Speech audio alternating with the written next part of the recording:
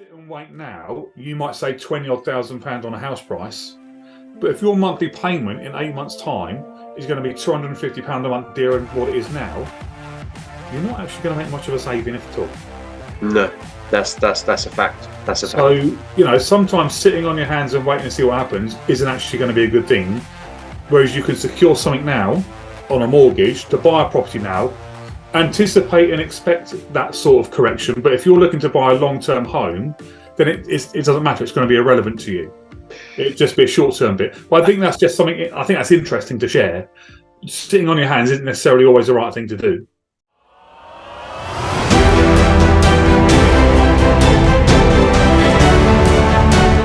Hi guys, welcome to December's mortgage catch up with Shane Livingstone from Youngstone Mortgages. Really excited to kind of dive deep on where we are right now because a lot's changed. Shane, how are we doing?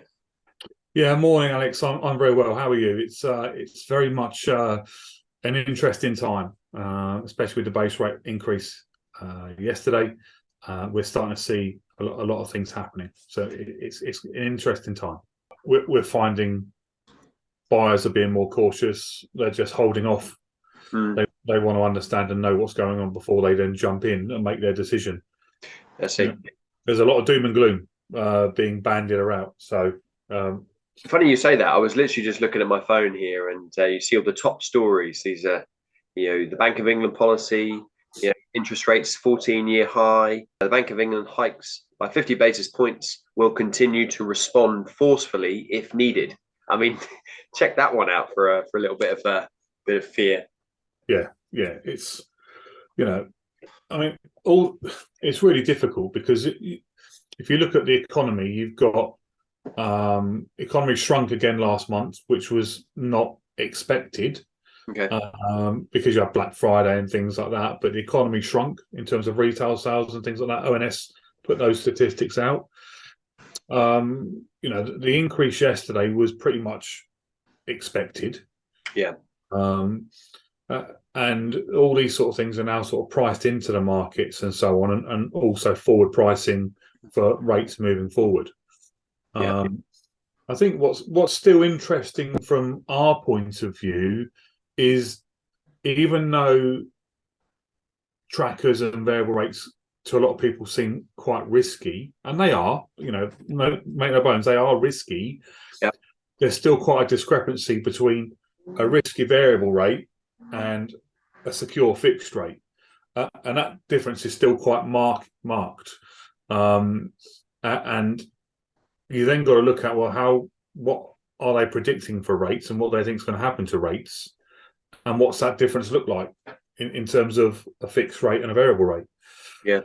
And if you're comfortable to take a risk and you can afford to take a risk, it's like betting on the stock market. You shouldn't bet on the stock market unless you can actually afford to lose your money. True.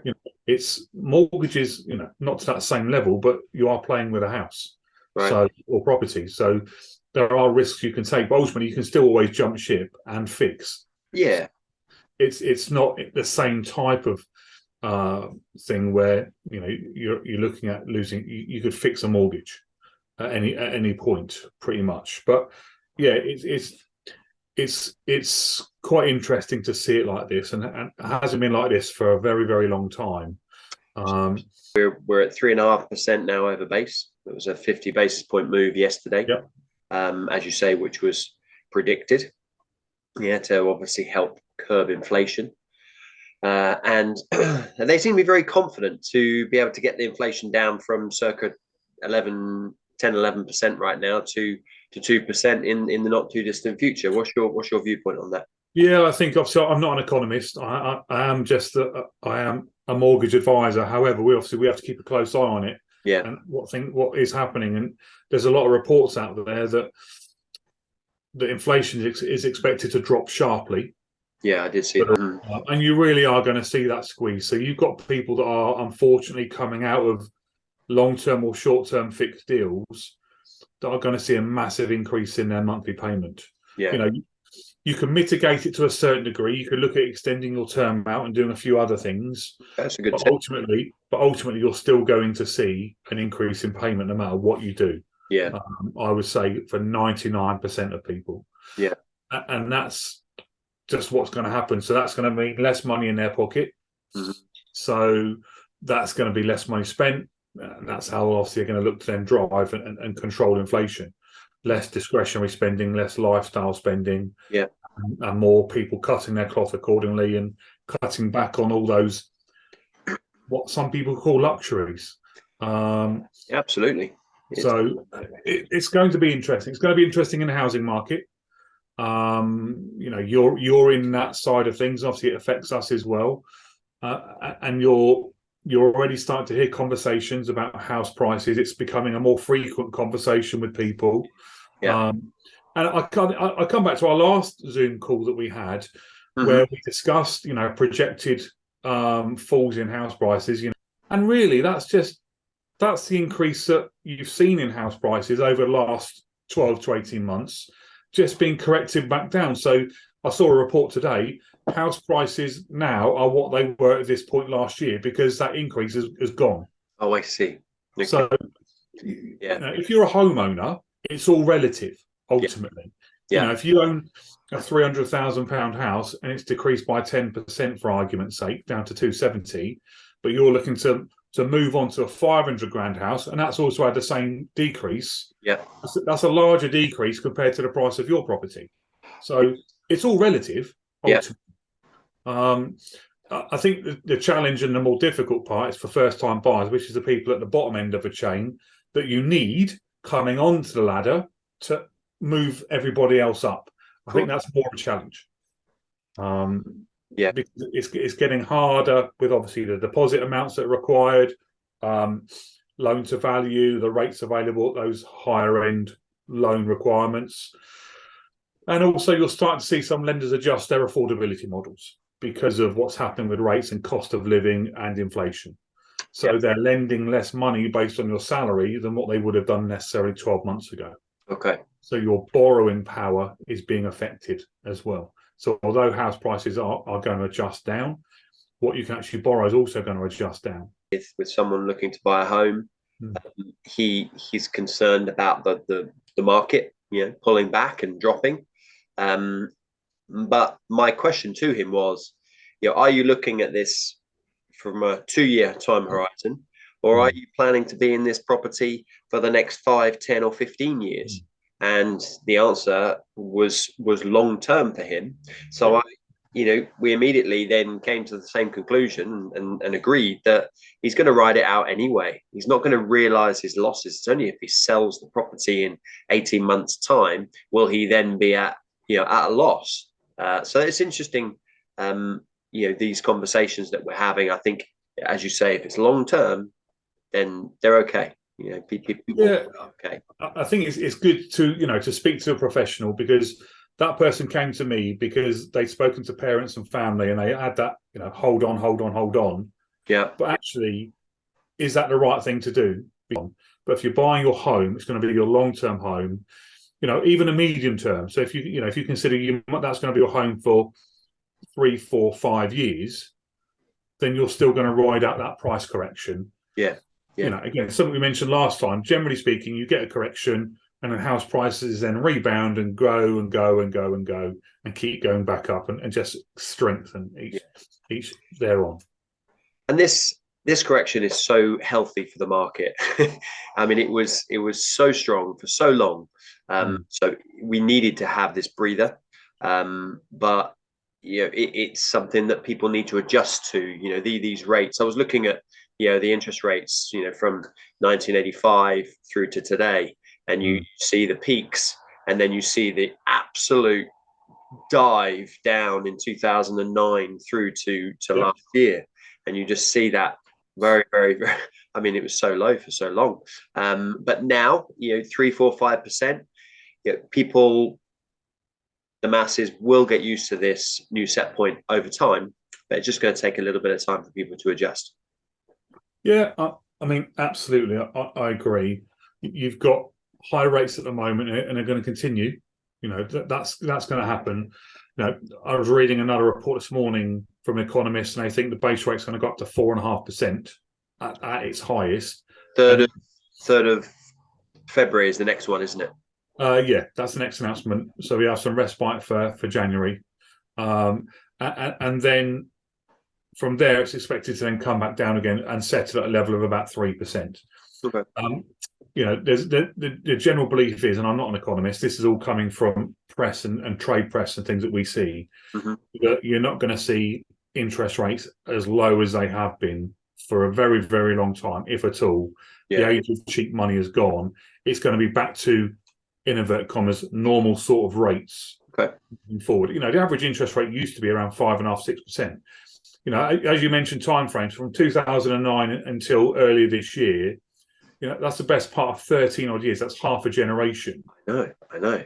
Of low rates. So you've got a lot of people that have had no idea of what a high rate looks like. Absolutely.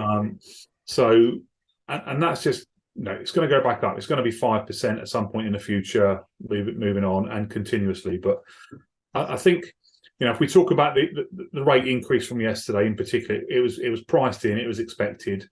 We're not seeing a lot of changes with lenders at the moment for fixed rates. Okay. Obviously, trackers and variables, those ones that follow the Bank of England base rate, they have an immediate change. Yeah. And you'll see a payment change the following month. But fixed rates are pretty much, there's not been a lot of change, not a lot of movement. In fact, you're actually seeing some lenders still reducing those fixed rates because the turbulence that we expected on the last couple of calls we've had is starting to settle down. There's a degree of confidence back in. So you're now seeing lenders who have the ability to reduce those rates back down. They've got enough margin in there to do it. So you're still seeing rates coming down. I mean, you're probably, rates are lower. I've got my notes here from when we've done this the first time, and we had rates up at over 6.5% on some things that we talked about. Yep. And now you're seeing, generally speaking, most rates are under 6, most are under 5.5, generally speaking across the board. For a lot of residentials, buy-to-lets have come down, and you're seeing a lot of those fixed rates come down. You've got any in the 4s at the moment? So there's a couple, but these are very what they would call low risk lending. So this is for 60% loan to value, 65% loan to value on a residential basis. Okay. We're starting to see a couple at 4.5%. So they're not going to last long. Okay. It will disappear because they just can't handle the business. It's just going to be everything going into them because there's such a difference. Generally speaking, for a lot of residentials at much lower rates, you're now seeing stuff below 5. Okay. So that's pretty positive. And with I said right at the very start about the differential between variable and fixes. So you're still seeing variable rates at about 3.5%, starting at 3.5 and going up.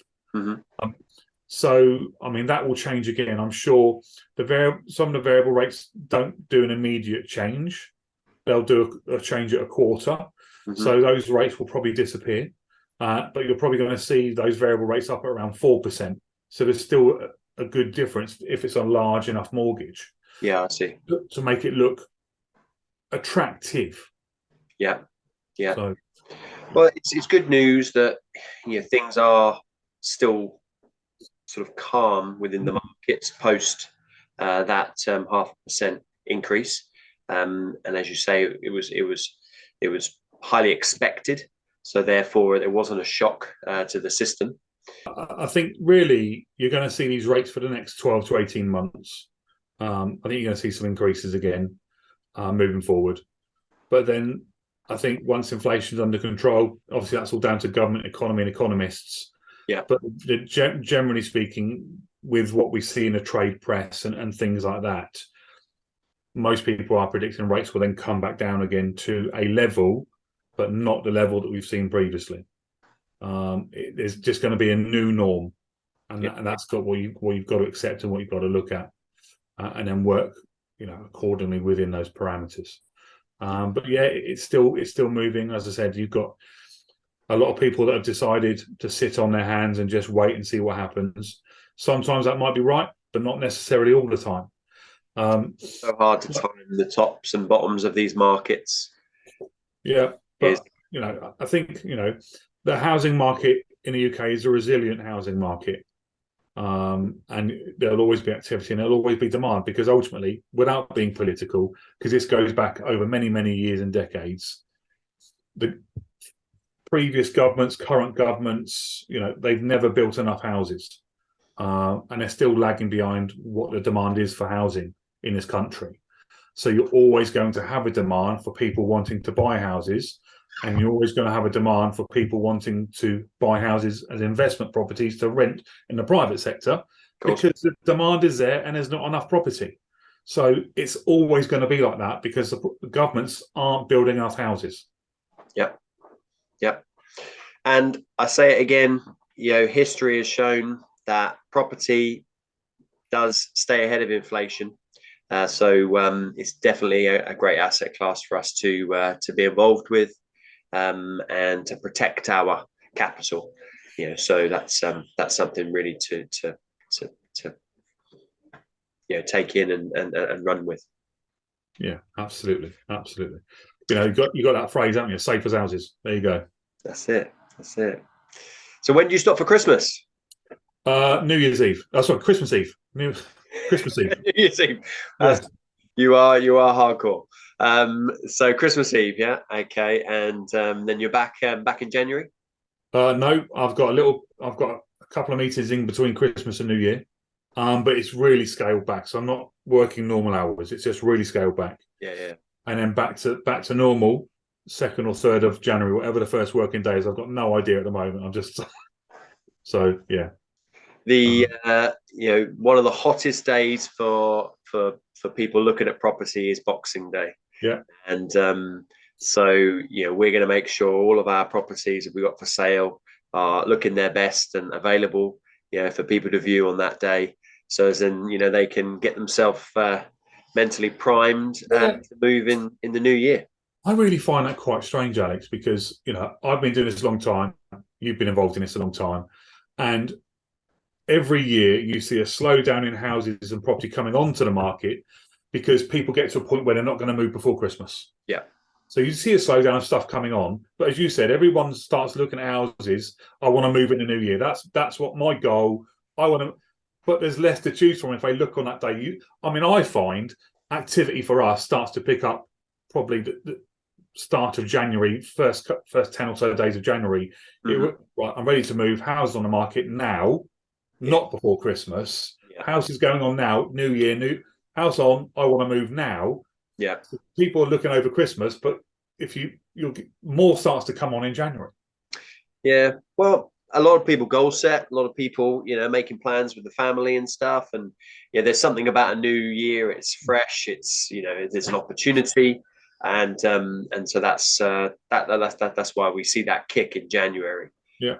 So looking forward to that, and a prosperous 2023, despite all the doom and gloom. I think we just got to really focus on things that we can do to look after our families, and to work our budgets correctly, and to be sensible with our investments, and be positive and know that it's going to be okay. I think that's it's important to protect this. Yeah, I think absolutely right. There are going to be challenges. It's not going to be an easy ride. No. But there is light at the end of the tunnel. If you look ahead, there are things there where it is going to improve across all sorts of areas. Mm-hmm. And it's just a case of just remembering, affect the things you can affect, and just keep moving forward. Yeah, exactly. Control the controllables. Yeah, absolutely. Awesome. Thank you, Shane. Appreciate your time. Good stuff. For our monthly catch up. Obviously, it's great chatting to you, because I get to learn so much, and keep really tuned in to what's going on out there. I'll pop all your details in the description so people can reach out to you if they need some advice, or if they're planning to move in 2023 and they want to know what they can achieve with regards to rates and mortgages. And so we'll do that.